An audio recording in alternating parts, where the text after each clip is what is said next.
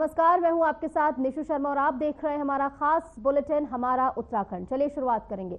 उत्तराखंड के मुख्यमंत्री पुष्कर सिंह धामी ने राज्य सचिवालय में कैबिनेट बैठक की अध्यक्षता की। धामी प्रतिनिधिमंडल की बैठक आगामी पंचायत चुनाव के लिहाज से काफी महत्वपूर्ण मानी जा रही है। प्रदेश में पंचायत में तैनात प्रशासकों का कार्यकाल भी समाप्त हो रहा है। ऐसे में पंचायतों में तैनात प्रशासकों के कार्यकाल को 6 महीने की जगह 1 साल तक बढ़ाए जाने संबंधित प्रस्ताव पर मुहर इस दौरान लग सकती है। इसके अलावा युवा नीति, महिला नीति समेत तमाम महत्वपूर्ण प्रस्तावों पर धामी कैबिनेट की मुहर भी लग सकती है।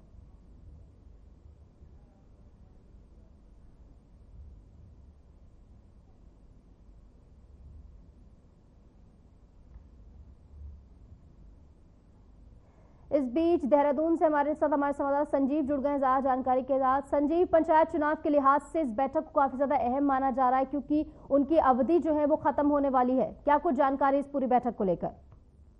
देखिए, उत्तराखंड के मुख्यमंत्री पुष्कर सिंह धामी ने राज्य के सचिवालय में एक बैठक की है।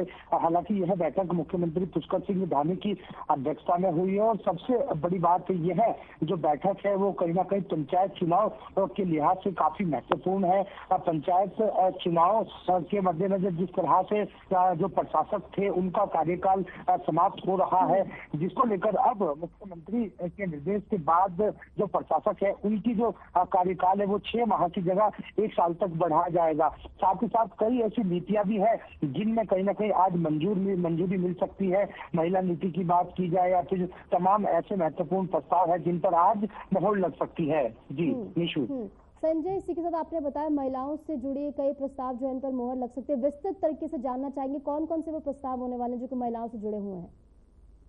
देखिए, प्रदेश की पहली योग नीति और कर्मचारियों पेंशन को लेकर उनके जो अनिश्चितों के गोल्डन कार्ड है, तमाम इलाज में दिक्कत हो रही थी और नई व्यवस्था जो होनी है स्वास्थ्य महकमे में, उसको भी आज मंजूरी मिल सकती है। साथ ही साथ कई ऐसे महत्वपूर्ण फैसले हैं जो आज लिए जा सकते हैं। आपको बता दें, पिछले 2 साल से इस नीति की तैयारी चल रही है क्योंकि जो प्रदेश में योग के लिए जो बुनियादी ढांचा है उसे विकसित करने के साथ साथ एक बेहतर सुविधाएं के लिए नीति प्रदेश सरकार का प्रोत्साहन प्रावधान करने जा रही है। इसके अलावा प्रदेश में संचालित योग ध्यान केंद्रों पर भी आज कहीं ना कहीं फैसला आ सकता है। बने रहिए हमारे साथ, आगे भी तमाम जानकारियों के लिए आपका रुख करेंगे। चलिए इस बीच खबरों में आगे बढ़ते हैं।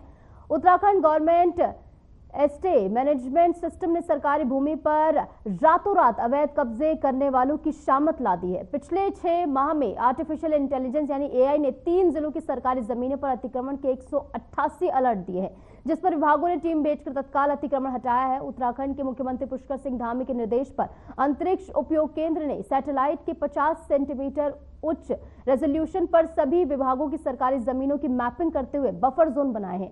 एआई आधारित यूके जीएमएस पोर्टल के माध्यम से इन बफर जोन की निगरानी शुरू की गई है। तो कुल मिलाकर अब शामत आने वाली है तमाम उन लोगों की जो कि अवैध रूप से अतिक्रमण कर रहे हैं। और इस बीच संजय हमारे साथ लगातार बने हुए। संजय, आपसे इस खबर पर भी जानकारी लेना चाहेंगे। संजय, एआई से अतिक्रमण के 188 अलर्ट किए गए। फिलहाल बताया जा रहा है कि 3 जिलों की मैपिंग यहां पर की गई है। आने वाले समय के लिए क्या कुछ रोड मैप बनाती हुई सरकार इस समय नजर आ रही है और इस बार को लेकर भी क्या कुछ अपडेट?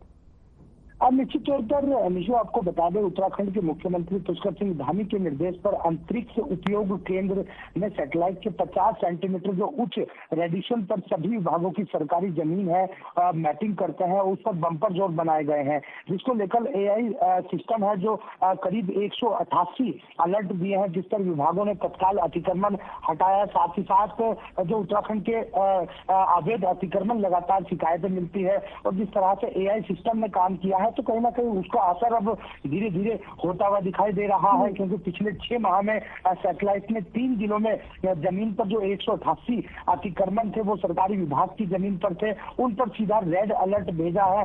अलर्ट के साथ साथ उन जमीन की पूरी वर्चुअल लोकेशन भी भेजी गई है, जिससे टीम को वहां पहुंचने में आसानी हुई है। साथ ही साथ जिस तरह से लोकेशन मिलती है, लोकेशन के बाद जो विभाग होता है, तहसील और उप जिला अधिकारी या जिला अधिकारी की बात की जाए तो वहां से टीम जाती है और मौके पर पहुंचकर अतिक्रमण देखती है और जो एआई ने अलर्ट दिया था उसके आधार पर वहां जो अतिक्रमण होता है वो सच पाया जाता है और हम देखते हैं कि उसके बाद वहां पर अतिक्रमण की हटाने की कार्रवाई चलती है। और सबसे पहले ये समझना होगा निशु की उत्तराखंड में सबसे ज्यादा जो अतिक्रमण है वो किस जिले में है। आपको बता दें सबसे ज्यादा जो अतिक्रमण है देहरादून में बताए जा रहे हैं, क्योंकि नगर निगम के 20, स्वास्थ्य विभाग के 11 और खेल विभाग के 6, जल संस्थान के यानी जो तमाम विभाग है उनकी जगहों पर यहाँ पर कब्जा दिखाई दे रहा था। जो एआई सिस्टम ने अलर्ट जारी किया है उसके बाद यहाँ पर जो विभाग की टीम पहुंची है उसके बाद कार्रवाई की जा रही है। जी ठीक है, और आने वाले समय में भी इसी तरह शामत आती हुई नजर आई, क्योंकि अब एआई के इस्तेमाल से अब तमाम अतिक्रमण को हटाया जाए। फिलहाल बहुत बहुत शुक्रिया संजय जुड़ने के लिए और तमाम जानकारी साझा करने के लिए।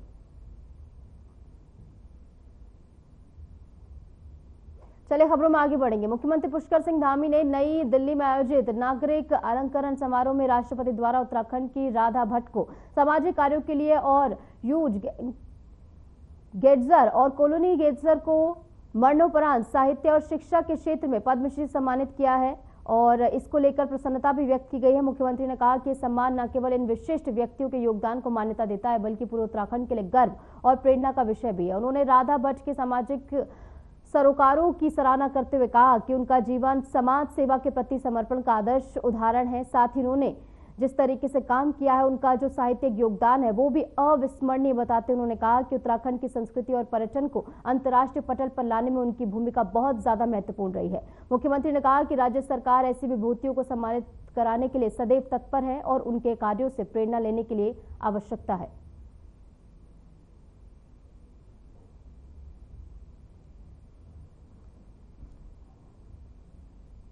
आगे बढ़ेंगे। उत्तराखंड से खबर है, पूर्व राष्ट्रपति रामनाथ कोविंद अपनी पत्नी और बेटी के साथ ऋषिकेश स्थित परमार्थ निकेतन आश्रम पहुंचे, जहां उन्होंने गंगा आरती की और पूजा अर्चना की। उन्होंने परमार्थ निकेतन के स्वामी चिदानंद सरस्वती महाराज से भी मुलाकात की है, उनका आशीर्वाद लिया। फिर पूर्व राष्ट्रपति अपने परिवार के साथ 3 दिवसीय दौरे के लिए परमार्थ आ गए।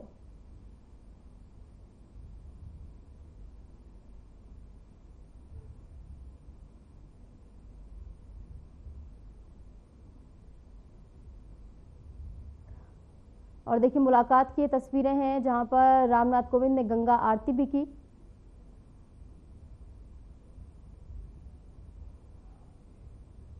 उत्तराखंड के मुख्यमंत्री पुष्कर सिंह धामी के नेतृत्व में संचालित मत्स्य पालन योजना का लाभ उठाकर टिहरी जिले के मत्स्य पालक ट्राउट मछली पालन के माध्यम से आर्थिक रूप से सशक्त हो रहे हैं। ये मत्स्य पालक अब देश के प्रतिष्ठित बाजारों में अपनी पहचान बना रहे हैं। सरकार द्वारा दी जा रही तकनीकी सहायता, प्रशिक्षण और अनुदान से ग्रामीणों को स्वरोजगार के अवसर मिल रहे हैं और वे आत्मनिर्भर बन रहे हैं।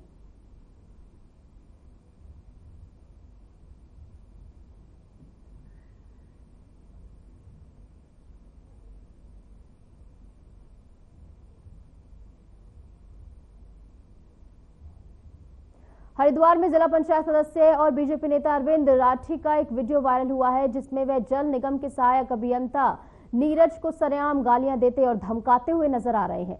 घटना जिला पंचायत की बैठक के बाद की बताई जा रही है, जहां अधिकारी नीरज चुपचाप खड़े रहे और कोई विरोध नहीं किया। बाद में पूछने पर उन्होंने कहा कि ये उनका अधिकार है, जिससे अफसर की बेबसी और दबाव साफ झलकता है। वीडियो के सामने आने के बाद आम जनता में नाराजगी है, लेकिन प्रशासन और पार्टी स्तर पर अब तक कोई प्रतिक्रिया सामने नहीं आई है। इस घटना ने बड़ा सवाल खड़ा किया है कि क्या जनप्रतिनिधियों को अफसरों को खुलेआम अपमानित करने का अधिकार है।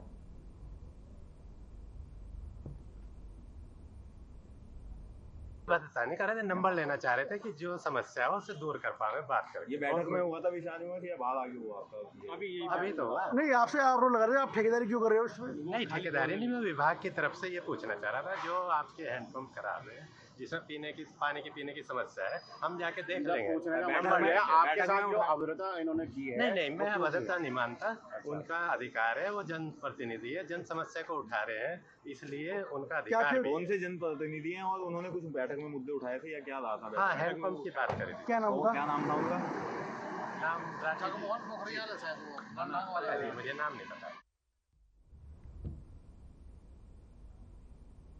उत्तराखंड की रानीपुर मोड़ से बीजेपी विधायक आदेश चौहान को सीबीआई कोर्ट देहरादून ने 1 साल की सजा सुनाई है। विधायक संग 2 पुलिसकर्मियों को भी इस मामले में सजा सुनाई गई है। वहीं इस मामले को लेकर उत्तराखंड बीजेपी के प्रदेश अध्यक्ष महेंद्र भट्ट का बयान सामने आया है।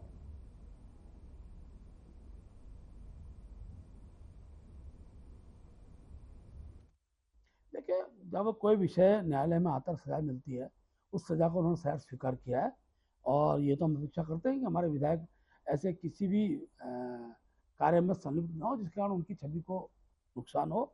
और आदेश जी हमारे बहुत श्रद्धेय विधायक है, ये ठीक है कि पारिवारिक मामले होते तो इस प्रकार की विषय निर्माण होती है, उस निर्माण के तो उनको सजा मिली है, सजा के आधार पर जमानत मिली हुई है। ये संगठन विषय नहीं बनता, पारिवारिक झगड़े संगठन के दायरे में नहीं आते। संगठन केवल मार्गदर्शन कर सकता है। हरिद्वार के लोगों के लिए बड़ी राहत की खबर है। अब कैंसर के इलाज के लिए दिल्ली या देहरादून जाने की जरूरत नहीं पड़ेगी, क्योंकि जगजीतपुर स्थित होप सुपर स्पेशलिटी हॉस्पिटल में कैंसर इलाज की अत्याधुनिक सुविधा शुरू कर दी गई है। हॉस्पिटल के प्रबंध निदेशक डॉक्टर एसके मिश्रा ने बताया कि केंद्र आधुनिक मशीनों और विशेषज्ञ डॉक्टरों से लैस है। कैंसर के इलाज के लिए यहाँ लेटेस्ट टेक्नोलॉजी उपलब्ध है, जिससे मरीजों को अपने ही शहर में बेहतरीन इलाज अब मिल सकेगा। इसी क्रम में हॉस्पिटल द्वारा एक मेगा हेल्थ कैंप भी आयोजित किया जा रहा है, जिसमें मरीजों को मुफ्त जांच और परामर्श की सुविधा दी जाएगी। ये पहल न सिर्फ हरिद्वार बल्कि पूरे क्षेत्र के लिए बड़ी स्वास्थ्य सेवा उपलब्धि मानी जा रही है।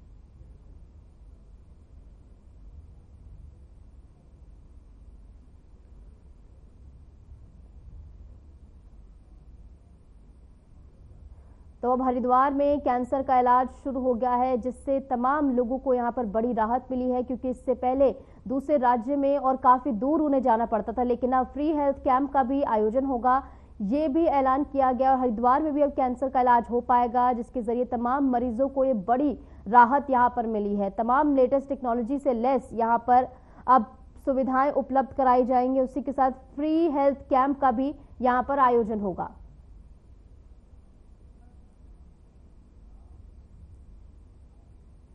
तो चलिए अब खबरों में आगे बढ़ेंगे। देश के केरल राज्य में कोरोना के नए मरीज मिलने के बाद केंद्र सरकार, प्रदेश सरकार और स्वास्थ्य विभाग अलर्ट मोड पर आ गए हैं।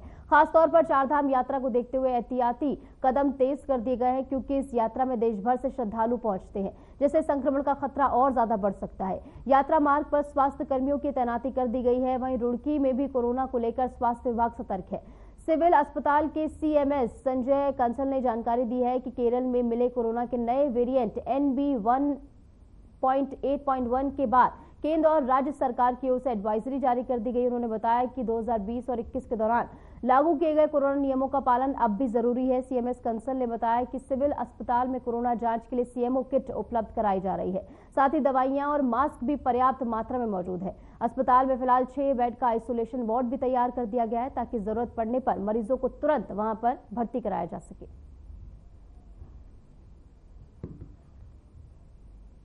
अभी केरल के अंदर जो नया वेरिएंट आया है NB1.8.1, ये कुछ वेरिएंट वहाँ पर कुछ 3-4 मरीज वहाँ पर पॉजिटिव आए हैं।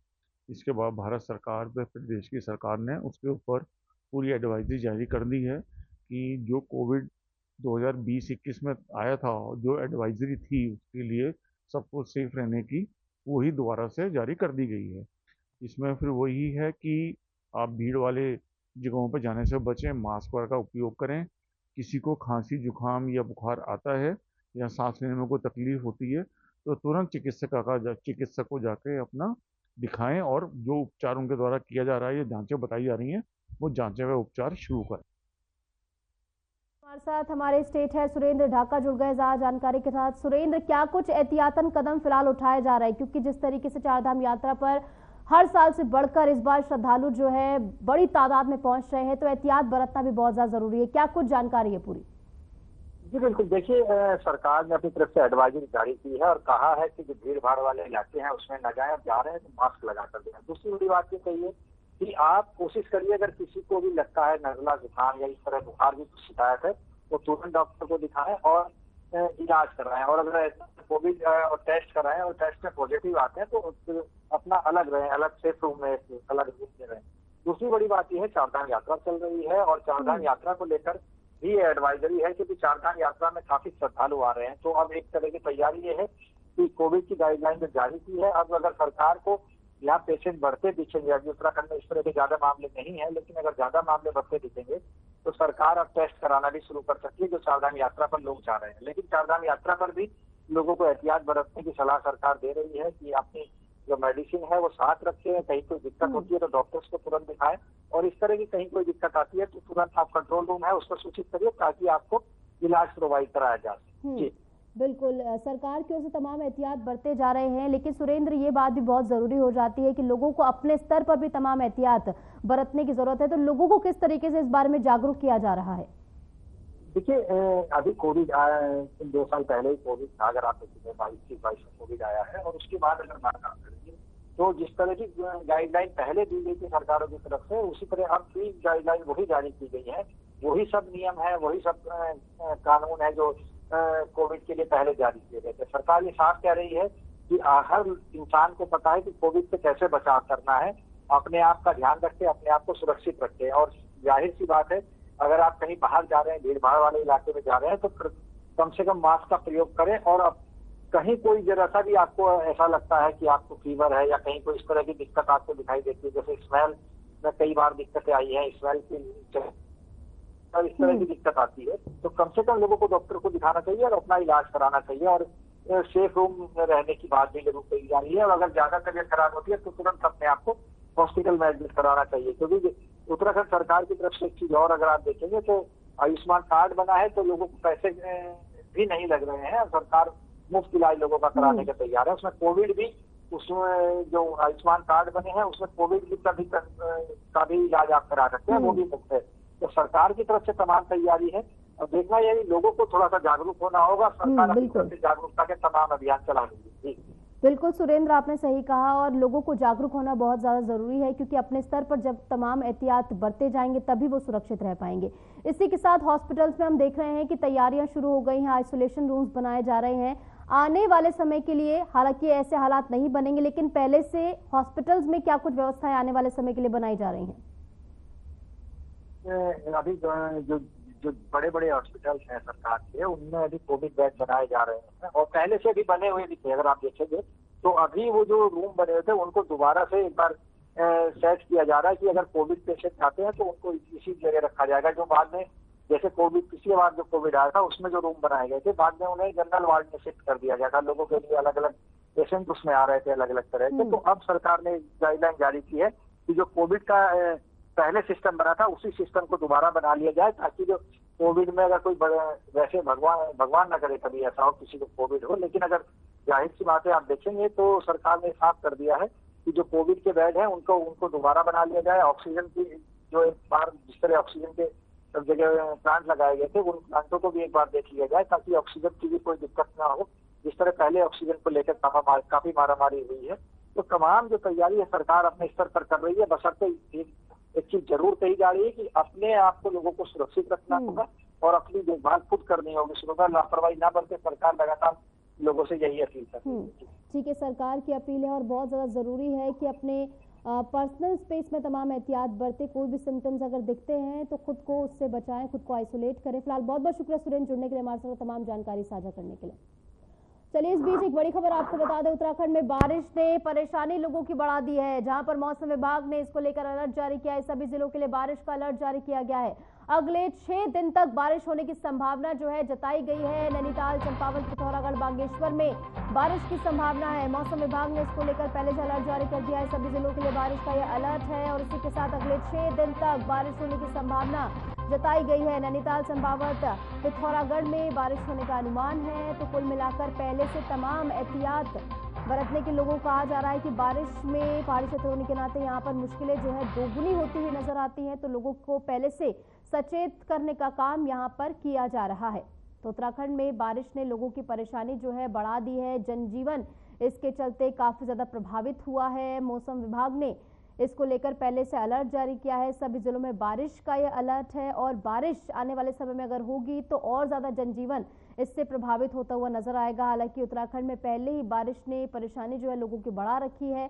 मौसम विभाग ने फिलहाल इसको लेकर अलर्ट जारी कर दिया है, पहले से अलर्ट जारी कर लोगों को चेताने का काम मौसम विभाग की ओर से किया जा रहा है। और पहाड़ी क्षेत्र होने के नाते उत्तराखंड में जो है, जैसे कि हमने कहा है कि मुश्किलें जो है दोगुनी हो जाती हैं, तमाम तरीके की मुश्किलों का सामना लोगों को करना पड़ता है, घर से बाहर निकलना जो है मुश्किल हो जाता है। और जिस तरीके से इस बार मानसून में भी उसके समय में बदलाव देखने को मिला है, तो इसके चलते पहले से ही लोगों को तैयार रहने की जरूरत है और मौसम विभाग की ओर से पहले से ही इस बारे में अलर्ट जारी कर दिया गया है और सभी जिलों में बारिश होने का अनुमान मौसम विभाग की ओर से लगाया गया है। उत्तराखंड में नैनीताल समेत तमाम जगहों पर बारिश होने का अनुमान है मौसम विभाग की ओर से, इसलिए लोगों को पहले से इसके लिए तैयारी करने की जरूरत है। और जैसे कि हम बार बार ये बात कह रहे हैं कि पहाड़ी क्षेत्र होने के नाते यहाँ पर मुश्किलें जो हैं वो दोगुनी हो जाती हैं और ज़्यादा मुश्किलें यहाँ पर लोगों की बढ़ जाती हैं, तो इसलिए पहले से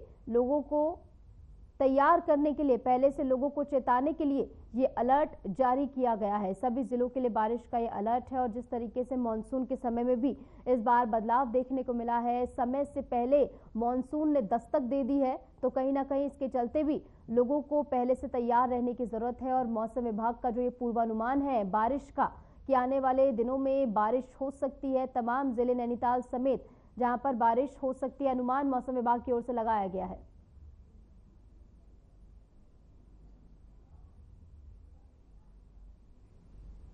आगे बढ़ेंगे। उत्तराखंड की बहुचर्चित अंकिता भंडारी केस में 30 मई को फैसला आएगा। अंकिता के पिता बोले हैं, हम चाहते हैं कि तीनों आरोपियों को हमारे सामने फांसी हो।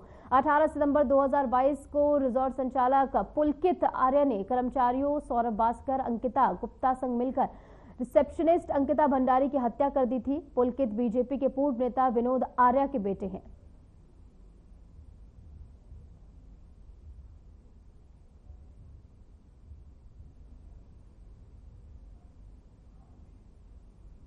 हरिद्वार में गंगा घाट किनारे एक पेड़ पर अजगर लिपटा हुआ नजर आया। करीब 4 फीट लंबा अजगर पेड़ पर ऊपर चढ़कर टहनियों से लिपट गया। वहां मौजूद लोगों ने जैसे ही नजारा देखा तो उनके होश उड़ गए। वन विभाग को भी इसकी सूचना दे दी गई है। थोड़ी देर बाद पहुंची वन विभाग की क्यूआरटी टीम ने अजगर का रेस्क्यू किया और उसे अपने साथ ले गई। वन विभाग की टीम ने अजगर को सुरक्षित जंगल में छोड़ दिया है। दरअसल इस समय पड़ रही भीषण गर्मी में धरती के ताप से बचने के लिए सांप और अजगर पेड़ पर चढ़ जाते हैं।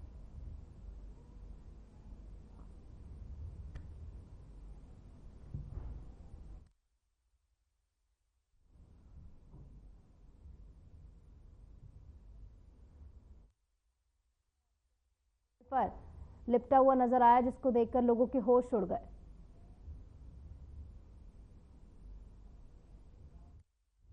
देहरादून में बढ़ रही स्टंट गतिविधियों को लेकर पुलिस प्रशासन के साथ साथ आरटीओ देहरादून भी सक्रिय हो चला है। देहरादून आरटीओ संदीप सैनी ने बताया कि ऐसे लोगों के सोशल मीडिया अकाउंट्स को चिन्हित कर उनकी जानकारी निकाली जाएगी। साथ ही मौके पर न रोककर आरटीओ की टीम उनके घर पर जाकर कार्रवाई करेगी। उन्होंने बताया कि कई बाइक स्टंट कर्ताओं ने माफी मांग आश्वासन दिया है कि रोड सुरक्षा पर वीडियो बनाकर सोशल मीडिया पर वो पोस्ट करेंगे।